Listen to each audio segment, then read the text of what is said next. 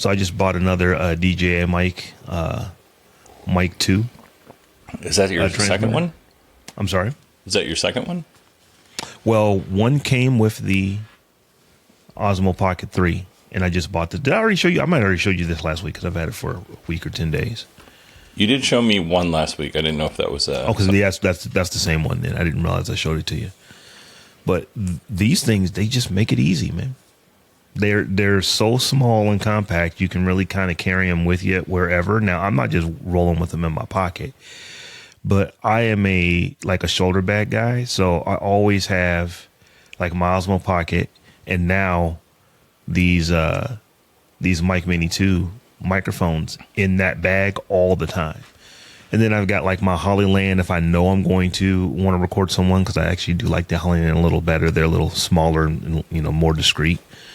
But they're so easy to carry with you. You can just always take them with you, and then you're able to record, two people if you want to do so. Yeah, there is a comfort in just kind of having equipment that maybe it's not exactly the right equipment, but there is a comfort in having the equipment just kind of on hand if something jumps out and you want to record with somebody. Today, since we're recording, give a little feedback. Today we're supposed to do like a little charity stream, but my other friends, they just couldn't make it work this morning. But the text I got back is, hey, maybe we could do this in person. And I said, well, it's a little hard. Rob's in Ohio, so that makes it difficult. But also, like, if we wanted to be able to do this together, like if we wanted to do, the charity thing that we were going to do was a game show. And if we wanted to do that in person and record it as if we were going to put it on the internet, I would need somebody monitoring audio. I would need somebody to be monitoring the video and switching cameras.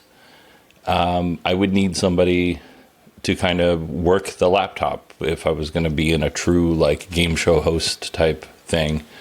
I was like, and I don't have all the equipment. I don't have the cameras. I don't have the microphones to make all of that work. And trying to explain that this morning, while it would be a lot of fun, there is a reality of we can do something really cool right now, but then there's also but we can't make it too cool because you got to have the equipment, you got to have the people, not to say that you can't just put up an iPhone and record. Well, but if you wanted to do it right, you'd have to have a little bit more help. So for what you're trying to do, a game show where there are interactive elements that you require your computer and someone to be at the computer to do it, that is true. But I am coming around to the fact that recorded and okay is better than thought about greatly and not done. Yes. So I'll give you an example. A few years ago, actually several years ago, I was probably pushing, she would be 102 if she were still living today. It was her night. So it was 12 years ago. My wife's grandmother had a 90th birthday. And this is 12 years ago.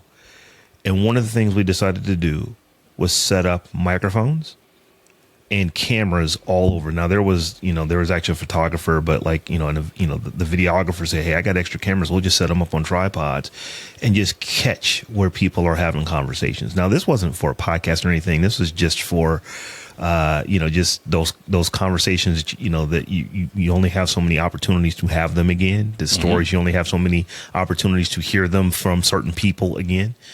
And it was really cool to go back and look at like 2 hours of just like uncut video to where, okay, this is just nothing happened here. Let's just fast forward until you get to a conversation. But since that, I've kind of started doing that regularly when I go to like family functions and this and that and the other. And what's happening now is that cell phones make it so easy to do. And these microphones, like, we're just talking about this Mic Mini 2, they make it so easy to do to where you don't have to have a lot of forethought. You literally just have to have the phone that's in your pocket and the forethought to let me hit record before we start talking. And then you just kind of get what you get. Now, it may be an editing process to go and figure out what, needs to be done after the fact. But honestly, AI can do a lot of that. It really can. AI, something like Opus Clip, is really good at going and grabbing a part of a conversation or the entirety of a conversation and clipping it up.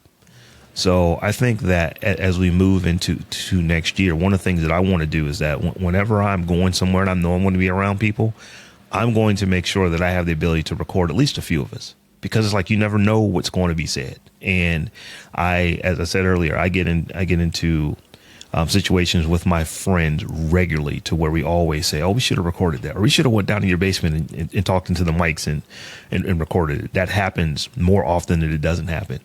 So I'm just going to be prepared for it. And, batteries will stay charged if we don't use them. Yeah, I think there is a real benefit in capturing stuff like that, especially for posterity. I don't know if I told you this, Rob, but early on in my career, I had two really cool moments as a firefighter. The first one was, I think I was still a volunteer. I don't think I was full-time quite yet. And we went to this nursing home, talked to this lady, and she was on hospice. So, she was getting ready to die. She was over 100. This was maybe 99, 98, somewhere around there. And we were talking a little bit about her life. And one of the firefighters that was there, he was always really good at, like, folks who were older. He was good at, like, "Hey, tell me a story," kind of that kind of thing. He didn't put it like that, but he put it in a way that's like, "Hey, you've lived a long life. It's pretty unique. Tell me something about it." And this was in Idaho. And this lady had come from the East Coast to the West Coast on wagon train. Oh, like wow. In a wagon train. So I met somebody that actually traveled across the country in a wagon, which is amazing. She was very young. She doesn't remember much of it. But that was a thing that she did. And then I met another gentleman, different fire department, but same kind of deal. He wasn't feeling well, and I don't think he's quite 100 years old, but he was visiting a train museum in the town that I worked in the city I worked in Nevada, and in World War I, his job was to shovel coal into the train, and he was one of the last people that did that for the military. So just kind of like having an opportunity to capture those moments, because you don't know what that moment is when you're in your 30s or 40s, but having those moments for your kids and grandkids and their kids, that there's something very valuable about that. Also, you can capture lots of family drama, but in its purest form, you get to capture those super unique moments that, like, I never would have thought that. I mean, I've certainly met people from World War I. I'm 50, so they were around when I was a kid and even into my 20s and 30s for sure. But being able to meet somebody that said they came from one part of the country to the other part in a wagon is pretty remarkable. And she had stories. So, yeah, it's when you think about it, when you go back and you look at history, the only reason that we're able to watch it or listen to it is because someone even back 60, 70, 80, 100 years ago had the wherewithal. Let's record this. And you're able to then bring that to today and then clip it up and use something of it. And today, literally everyone has a television production studio in their pocket. So the ability to just capture so much content, regardless of whether you do anything with it, but once you record it and it's digitized and you put it somewhere, it's pretty much there unless you physically go delete it and any backups that there may have been. So I'm just trying to, as someone who, I wouldn't say that I don't think I live a public life. I'm just a public person by being on podcasts, every day. But it's not like I'm putting my life out there, and I'm not saying that that's what I'm trying to do. But there are times, like I said, I am certain that there will be gatherings over the holidays where I will have, a bunch of microphones just sitting around at the card table, wherever the elder folks are. And it's funny, every year I get closer and closer to the elder group. Not quite there yet. Oh, you know, brother, there's still a couple generations in front of me. Ask your nieces and nephews where you're at. Yeah. It's like, what do you mean they didn't have color TV? How did you watch? What do you mean you were the remote? You didn't actually, you had to physically go touch buttons? Well, how would you know what was coming on? You just turned it and you just had to just guess what was coming. Those kind of conversations are really cool and fun. And I'm laughing as I'm saying it because I just recently had those kind of conversations. My youngest, who is an all the way grown adult, you actually had to just know what was on. No, we had these things called a TV Guide. Like, so you literally had like a magazine that just came to the house every week that had everything that was on. And it's like, in her mind, everything is the 14,000 channels that they have access to today. Everything for you and me was like, we had 10, 12 channels we could get over the air back in the day, back in the 80s.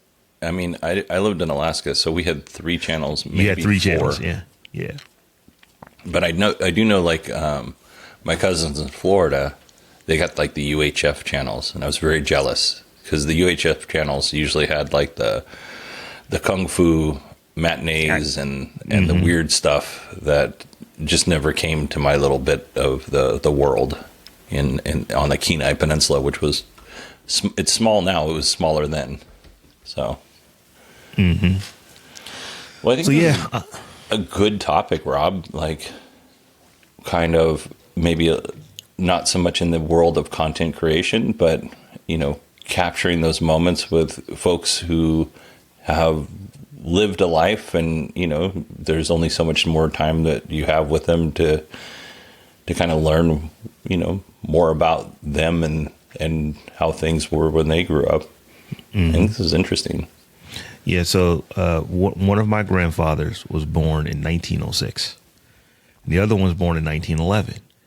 And, I was, they both died in their late 80s. So I had time with them, as a kid. But it would be so great to be able to go back and just revisit some of the conversations that they had with me, because I would understand them in a way different way today than I would, when I was 7, when I was 8, when I was 9. So yeah, it's pretty cool to be able to do that. So that's one of the things I'm moving into 2026. It's like, okay, I want to carry mics with me everywhere, because I already kind of carry my phone. My phone goes with me everywhere. It's not much harder to carry these little wireless mics, because you just never know where you're going to be in an opportunity. And, it's better. What is it? How does the saying go? It's better to be prepared for an opportunity and not have one than have an opportunity and not be prepared. So I would much rather take some microphone somewhere that I will never need to pull out of the bag, as compared to being somewhere it's like, oh man, I wish I had those mics with me. Let's talk a little. I mean, I think I had another episode planned for what we're releasing today, but I think this is a good time to do it right now.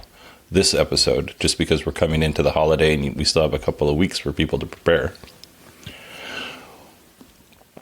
Obviously, setting your phone down, hitting record, or setting your phone up on a tripod and hitting record would be, the simplest thing to do. With that, is there anything that people need to kind of be aware of if they hit record and they're recording audio, or maybe they're just recording video from their phone? What kind of things do you think would make that experience better? What would make it better? Clicking record. That's the first thing. Just doing it. The better gets in. Well, if you have an iPhone and you've got like you have the safe mag on it, you could get one of those kind of cases that will allow you to stick it and, magnetize it and just kind of stick it somewhere to where you can get angles and stuff like that. One of the things that I have done for my Osmo Pocket is I actually have a little case for it that does have a magnet on it. So it allows me to take it and just stick it anywhere. Now you can't see, but like directly to my left, where I'm sticking my left hand up, I can actually reach out and touch my control panel, the electrical panel. It's just a metal door that we have, down here in my studio. I could take my Osmo and just stick it right there. It just sticks. So that gives me a camera angle that you wouldn't normally, ordinarily have, where I would need a tripod if I wanted to actually set it up and get that angle there without something like that. So if you are thinking about you're going to be in a situation where you're going to be recording, just think about having like a little tripod that you could set your camera up on, or one of those cases that you can just suction it to something or magnetically attach it to something, just so you can get angles that you might be interested in. Hopefully I'm answering your question, but No. From the technical standpoint, I think it's just cool to be able to get an angle as compared to just having the phone propped up and not necessarily getting you in the best light as far as how it's viewing you. Yeah, and I think it kind of depends on when we're looking at angles, like what you want to accomplish, right? If you have a big group and a lot of people are going to be talking, you would want that wider angle, so that camera pulled back a little bit, so you could really kind of everybody has their moment to shine. But if you're talking, like if you're sitting down and you're talking with a grandparent or a great uncle or aunt or whatever, it might be better to maybe have the camera focused on them. And you get to see their reactions. You get to see how they're kind of reliving that moment when you're asking them questions. And it's not so much about you or anybody else that's there. It's about that specific person that you're interviewing. There are, and I can't think of any off the top of my head, but there are applications out there that you can install. These are both for Android and iPhones, that you can install where you have multiple people recording the same thing from different angles, and it takes all of that video and puts it into a single place, so the person kind of set this up can get access to what all the cameras are doing. I see this stuff at weddings all the time, where they'll give you a QR code and you go. You don't have to. Often you don't have to install anything. It's just just save your file here type of thing. So if this is something that you're thinking about, if you're going to be at an event and you do want to capture audio, I think that you want to think about the angles from this standpoint. If you know that there is an elder, someone who's going to be doing most of the speaking, you want to be able to have a shot on them. Or if they're talking with somebody, two cameras directly at them, and then a wide shot that maybe gets them both together, or a wide shot that kind of gets the family all around. So ultimately, if you're just like, we're doing a talking head video, and these things get hard to watch after a while, just because there's nothing changing on the screen. You just see two people just talking. That's one of the reasons why they call them talking heads. But if you do have multiple angles to where you can switch to someone's reaction as someone is saying something, this requires editing after the fact. But whenever you're watching these documentaries and stuff like that, even if it's not even video, if it's just if it's video of a still picture, the Ken Burns effect, where you actually have the picture, the still picture that you're looking at on video, is you're zooming in on it, it's moving across the screen, you're zooming out on it, just something that you can change your camera angle every now and again, tends to make people less bored. So you're not looking away, because there is a pattern interrupt when you see someone get zoomed in on, or you see a wide shot, or you see that it goes to another person and the whole camera angle switches to that person. Those kind of things are always important, as compared to just having one static shot of everybody talking. I will say this: if all you can do is the one static shot, do that. That is better than not having anything, because there are tricks that you can use after the fact, with B-roll and stuff like that. But if you do have multiple cameras, you have multiple iPhones, you have multiple Android devices, just set up a few different camera angles. That way, when you are ultimately doing the editing, you can change things up and do a little bit of pattern interruption to keep people engaged in what you're, in the story that you're ultimately telling. It's a really good idea. It's funny-ish, because I just got done saying that my friends asked if we could do the game show live, right? And I said, well, there's not really a way to do that. But as you were talking, Rob, you reminded me that with Final Cut, if you have Final Cut on your iPad, I don't think it works this way for your computer, but it might. But if you have Final Cut on your iPad, you can take up to 4 iPhones, install the Final Cut Pro camera. You can set those up, and then you can bring that feed directly into your iPad. so that you're actually kind of switching. Somebody can be there switching on the fly, just as if it was a live stream. So, and that's, I mean, Final Cut on the iPad is a few dollars a month, but the actual camera app is free. So that's also a solution if you wanted to do something a little bit fancier. And I know that Final Cut is a iPhone, iPad thing only, but Mevo actually, for the same thing, it's a premium application. But Mevo, I think it's called Mevo Go, where you can turn your iOS or Android device into a multi-camera stream. So essentially, what you do is this doesn't require wires. It just requires you to actually have devices. So I've actually used this on multiple occasions where it'll be, hey, I don't necessarily have enough cameras to get all the angles that I would want to get. So it's like, hey, person A, pull out your iPhone. Person B, pull out your iPhone. And when you're using this Mevo Go, these phones all become cameras that can be switched from another application. So you can have literally dozens if you wanted to. I've never done it with more than like 4. But I actually will on my tablet have Mevo Go going and then have the capture app on each of the phones and set those phones up. And you literally have a live switcher on this. I use it on my Android tablet, but it could be on a phone if you chose to do it. And you can literally switch angles of what you want to do. I've done that in many occasions. It does require a premium app. I want to say the app's maybe $20 a month. But if it's something that you do regularly, it's well worth it. Yeah, for sure. The other thing that you mentioned, like just record, even if you're in public, like there are certain touristy sites where you see all sorts of people doing all sorts of different stuff, right?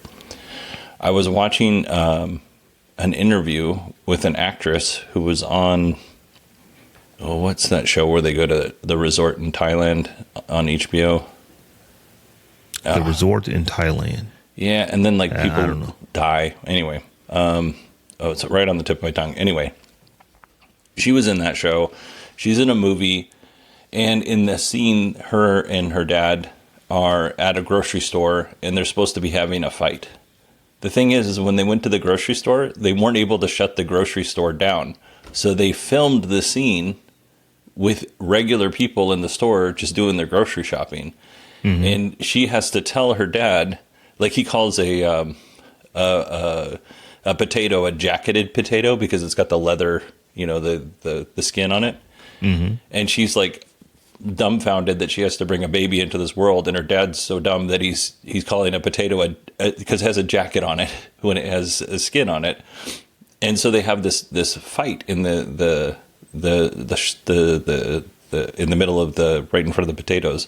Mm-hmm. And the actors were saying how kind of weird that was because they can see other people's reactions.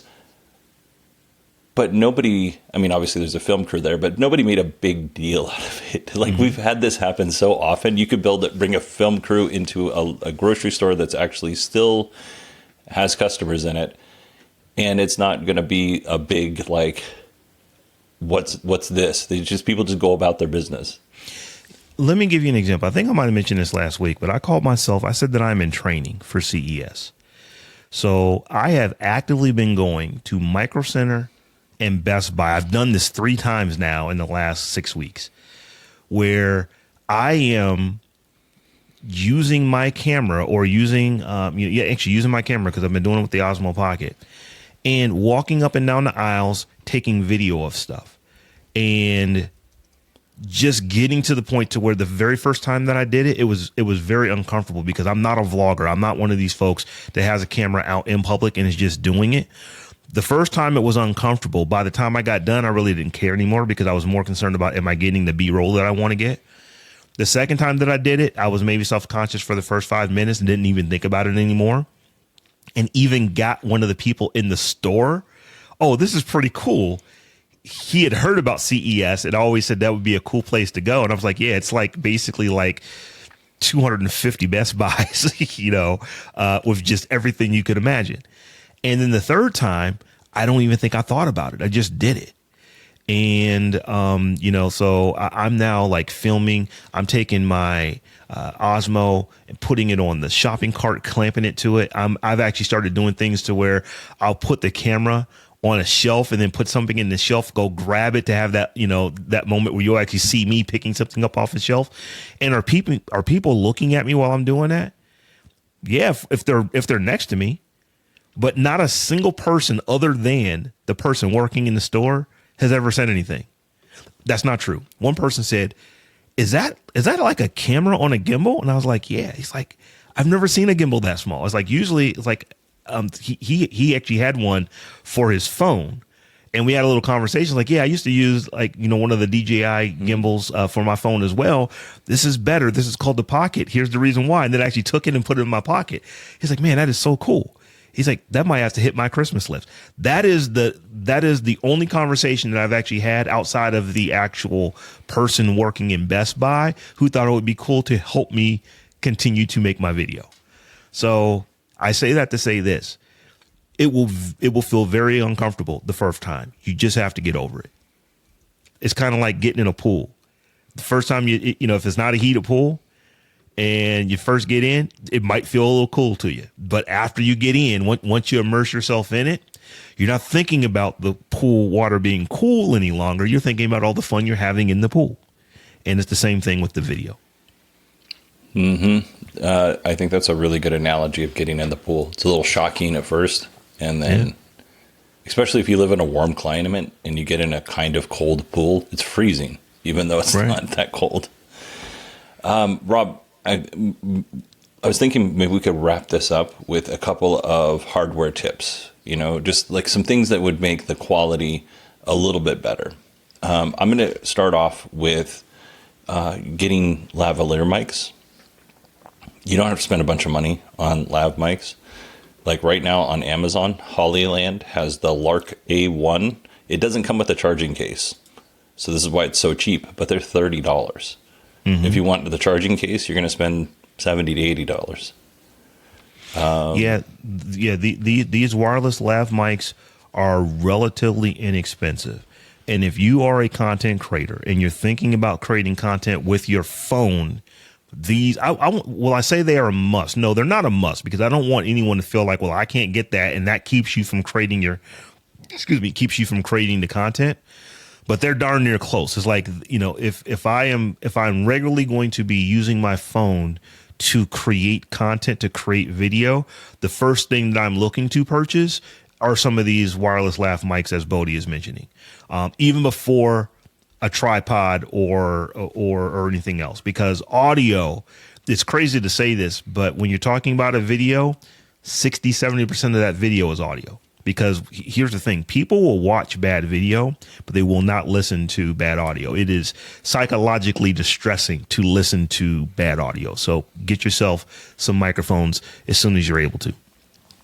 And it might be important to kind of discuss how easy it is. Like, I'm just going to use these Lark A1s as an example. There's a receiver that gets plugged into the bottom of your phone. In this particular one, it's a USB-C receiver. So if you have a phone with a lightning adapter or some other kind of plug, kind of out of luck in that regard. Well, the Hollylands, they actually come with both. Yeah, not this particular one, but there are ones that do have both for sure. Mm-hmm. But I mean, if you like I said, if you pay $76, you'll get one with both. But that all you got to do is turn on the mics now, and you can record in your Notes app, you can record in Ferrite, you can record. I mean, there's a number of different programs you can record. Many of them are free, and now you're getting good quality audio to that video. Mm-hmm. One of the things that we've talked about, and I know you have a Zoom handheld recorder, but the Zoom H1 is like $100. And if you weren't going to record video and you just want to record audio, that's a great way to record audio for $100. Mm-hmm. Next thing would be after getting these, or while getting these mics, if this is something you're thinking about, some type of stabilization for the camera. Or in this case, your phone, if you're using your phone. And I would say this to a lot of folks. Before you go out and spend $5, 6, 7, 8, $100,000, $2,000, $3,000 on a camera that you've never used before, take some video and make sure you like taking video with your phone, because it is amazing. I mean, some of these phones are doing better than 4K video. They're very, very, very good. Are you going to get all the bells and whistles in your phone that you're going to get in in a $3,000 FX3? No, absolutely not. But here's the difference: is that you already have the phone in your pocket. You don't have to spend, the video that you get from a $3,000 camera is better than the video you're going to get from the video you get on your phone. But if you have your phone with you, that is absolutely the best camera to have, because you won't always have that $3,000 FX3. So I just always tell people, what kind of camera should I get? Have you started doing video yet? No, I'm looking to get into it. Why don't you start off with your phone? You can save yourself some money, because I would rather see you use your phone and get a tripod. Bodie, it's funny that we're doing this. I didn't know we were going to be talking about this, but I'm actually holding up, one of my cameras. Now, this is the higher end camera, so I'm not talking about the camera, but I just want to show you what I've got it plugged into. I've got it plugged into this monopod called the MT89. This is like a $26 monopod tripod that I think it gets to like 7 feet tall. And you can stick small cameras like this. This is the Sony ZV-1. You can put small cameras like this on it. Pretty much any of the ZV line of cameras you could probably stick on here, pretty easily without worrying about the camera being top heavy for the size of the tripod. But you can put a phone on it. It comes with an actual phone mount, and this thing makes getting all kind of shots just so much easier. So when I am out and about, this tripod is small enough that it actually fits in my bag. And so wherever I go, if I need to get a shot where I need my phone to be stabilized, I just pull this out, sit it down. The camera, or in my case, my phone, is right there on a tripod. And this is one of the bigger ones. This is like the one that's like 7 feet tall. You can get some that are a little smaller that are now under $20. And they might rise up to like 5 feet. For most people, if you can get a tripod that extends 5 feet, you're good. It's just the fact that I'm 6'4", so that's you'll be looking up my nose, for me. But for most people, if you got a 5-foot tripod and you put your camera on it and you just step back a little bit, away from it, you're not, if you're not 20 inches taller than than where the bottom of the camera is, it's a good shot. So some type of stabilization is what I would recommend that you go out and get, just so you can hold your phone. You can put it. Another thing about this is that it's so light and this is so long. I can extend this out fully, and then it allows me to basically fake drone shots, because I now have a camera at the end of an arm of a pole that is 7 feet away from my arm. And when I stick my arm up, that's like 8 feet up in the air. So literally I've got this camera that is 13, 14 feet up in the air. And when you swoop down with it, it almost looks like you're doing a drone shot or something like that. So having some type of stabilization, in this case, a small tripod, will do wonders for you when you're trying to get that, those candid shots when you're in public, so to speak. There's another thing that you can get for your phone. Doesn't matter if it's iPhone or Android. Is you can get like a camera rig or a phone rig that will allow you. There's basically it's a rectangle, and it's got little handles, and it's got some image stabilization. So if you're going to do a run and gun, like if you're going to be walking through the house and talking to people, you can have this device. You can put a shotgun mic on it. You can mount especially, I know, like in Alaska where I grew up, a lot of the houses are still pretty old, and a lot of them still have that wood paneling that's up. So it can be dark. It's always dark in Alaska this time of year anyway. So if you wanted to, get yourself a cheap camera, you can get yourself a cheap light, and you can mount it to the top of these. And like I said, the shotgun mic, and so you get a little better. It's cheap. They're like $30-$40. They're not like the most expensive things ever. Adding things to it over time can be expensive, but for the most part, you'd be like under $50, and you'd have most of what you would need for that kind of thing. You said the word light. since we're talking about gear that can, they can help you in your video production. I am not a video guy. I'm starting to become one, but I'm not a video guy. But I can tell you this: it's rarely the camera. It's usually the light. If you're thinking that you need to get a better camera because you don't have, your camera's just not getting the shots you want to get with it, it's probably not the camera. It's probably your light.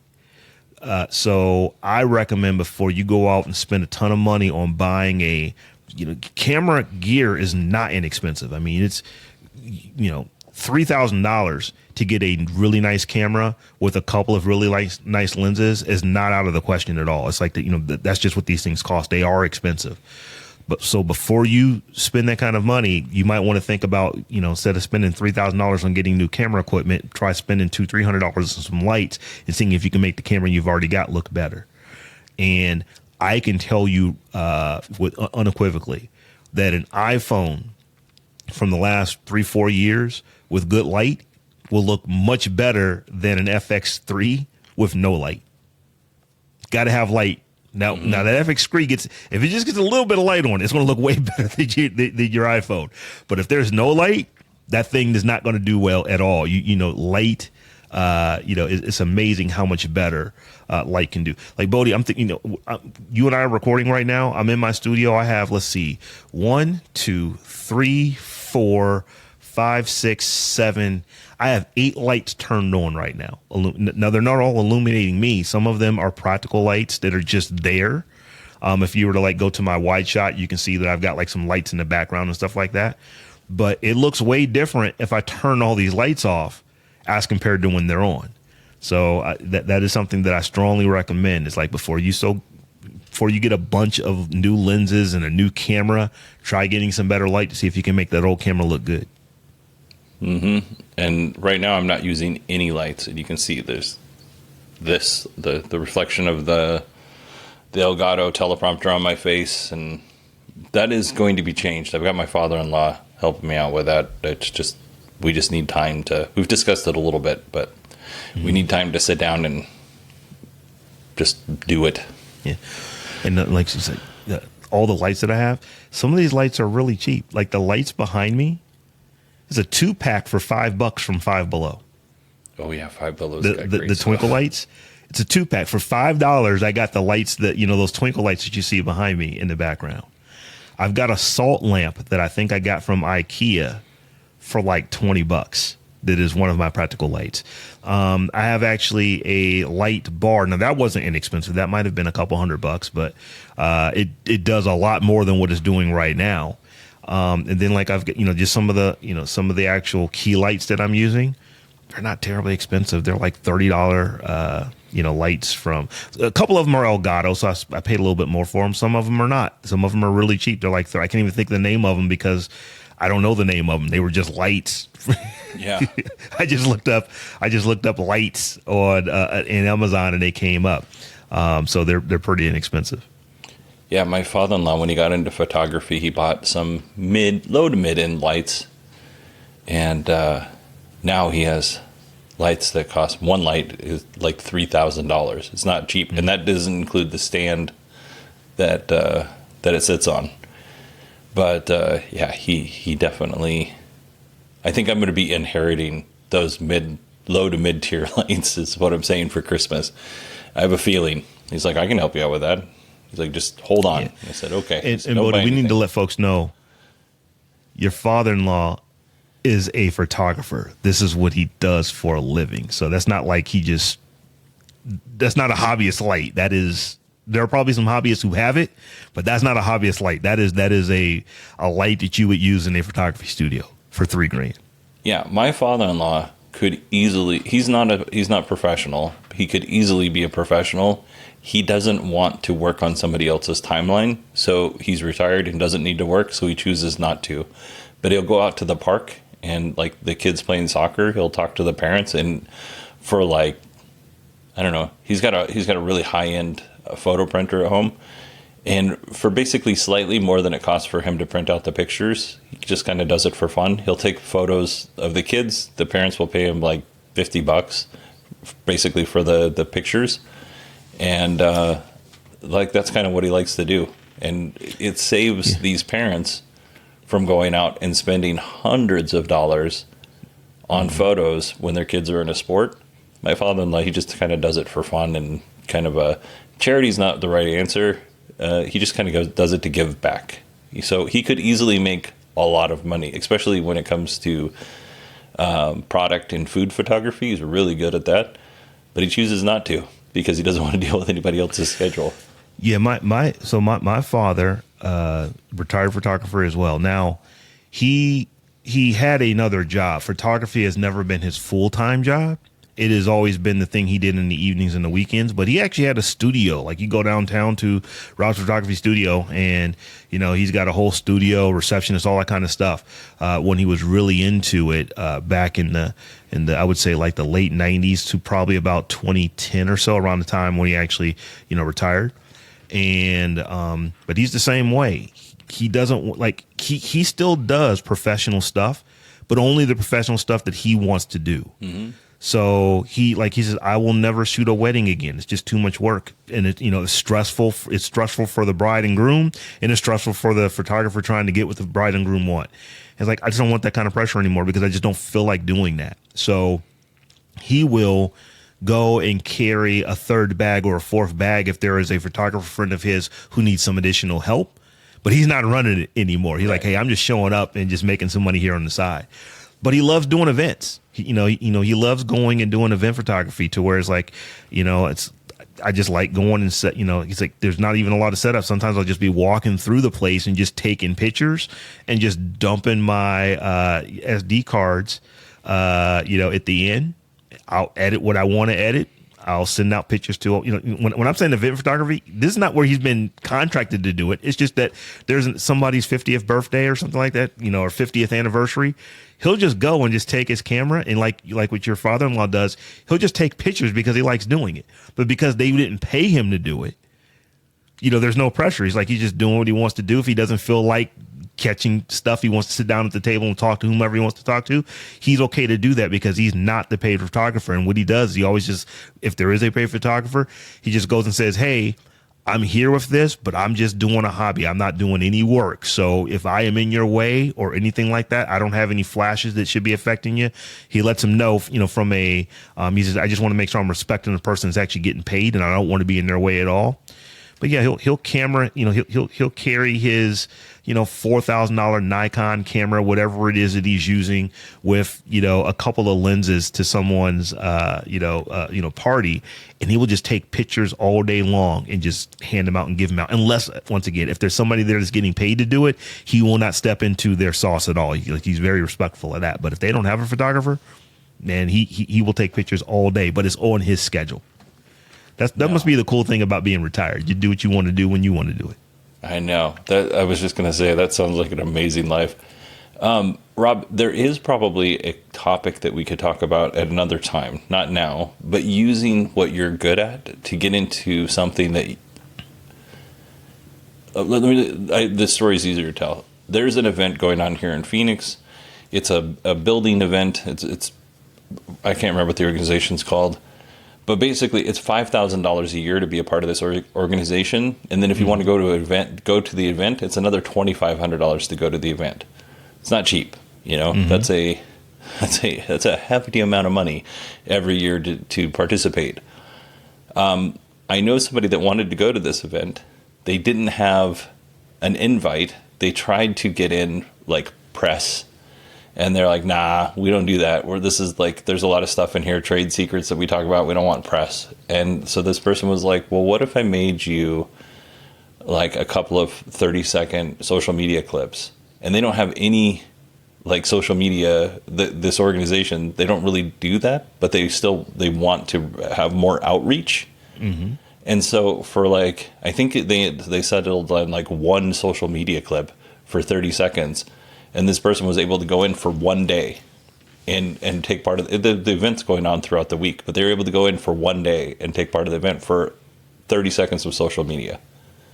So reaching out and shooting your shot on something you wanted to participate in is definitely worth at least an attempt. Bodie, there there is it's not really a meme. There is this thing that it goes across social media, and it's cyclical. It comes back every couple of years, but it's basically saying, man, you should never do anything for free.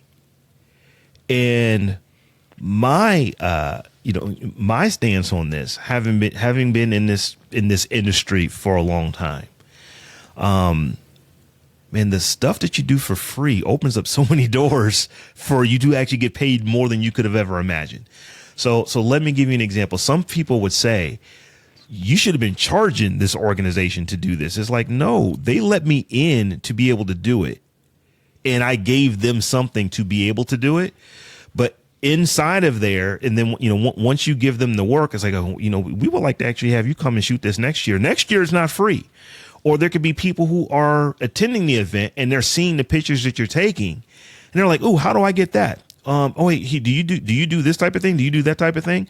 There is benefit to doing stuff for free for people, to get the to get the what is it? The notoriety. I don't know if that's the right word. The exposure, to get the exposure. Now, where I will say is that when people are asking you to do stuff for free, and they're going to pay you an exposure, that's different. Yeah. They're trying, that's different. Yeah, but I'm talking about taco box and sushi in the middle of, rural Alaska is not going to pay you nothing. They're not going to pay you anything in exposure. Right. So I'm not saying that. I'm not saying that you should allow people to come to you and instead of paying you money for your services, they pay you an exposure for it. But there are times when you might say, hey, I wouldn't mind shooting that. I'm not paying the $7,500 to get in, but if I let them know that, hey, I'll make you a couple social media reels, or I'll do this, or I'll do that. If you let me get in there and take pictures, there is so much benefit from that. I have gotten so much work from just being helpful. One of the things that you and I are doing right now is giving our knowledge away freely on the internet. People can listen to what we say. They're going to get some, they're going to get some sidetrack stories when they listen, but they can listen to our stuff for free and ultimately learn how to do something that they didn't know how to do before. But the benefit to us for putting out this content is that, number one, it allows us to practice what we preach, because we're actually doing the stuff that we say. And then number two, there will be that person that says, hey, I listened to you over here. We're in the same town. Can you come set that up and maybe help me figure out how to do this? That kind of stuff happens all the time. In fact, Bodie, I would say it happens so often that I have created a business out of it. I actually, the way that my consulting business started was that I couldn't keep answering people's questions for free. It was inefficient. So I started recording the stuff down in a podcast or putting it on, creating a training here and there and just giving it away. And people say, well, hey, I don't have time to do that. Can you just come and do it for me? And that's where the consulting comes in. And then where the coaching comes in, it's like, I'm watching your videos, but there clearly is some stuff that you're not saying in the videos. Could you come and spend 4 hours with me and kind of walk me through everything? That's where the coaching comes in. And I've built a business off of it. I left a corporate career, before the pandemic, and I'm not hurting today, not bringing in that corporate money that I was making before by just, by being a content creator.